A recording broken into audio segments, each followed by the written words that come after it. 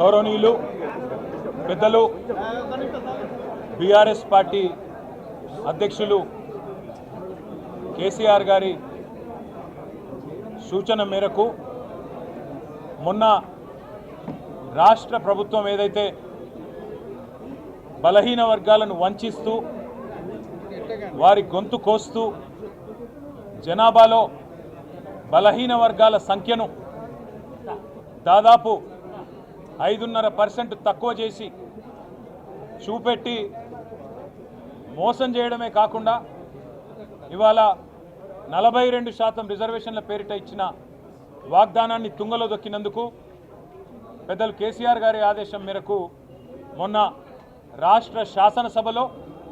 మా పార్టీ తరఫున బలంగా నిరసన చెప్పినాం. అదేవిధంగా శాసన మండలిలో కూడా బలంగా నిరసన చెప్పి మీ ఈ కులగణన ఏదైతే ఉందో మీరు ఇచ్చిన స్టేట్మెంట్ ఏదైతే ఉందో ఈరోజు ఆ కులగణన మీద ఇది పూర్తి తప్పుల తడక. ఈ కులగణన మీద మీరు ఇచ్చిన స్టేట్మెంటు చిత్తు కాగితంతో సమానం. ఎందుకంటే రాష్ట్రంలోని బలహీన వర్గాల గొంతు కోసిన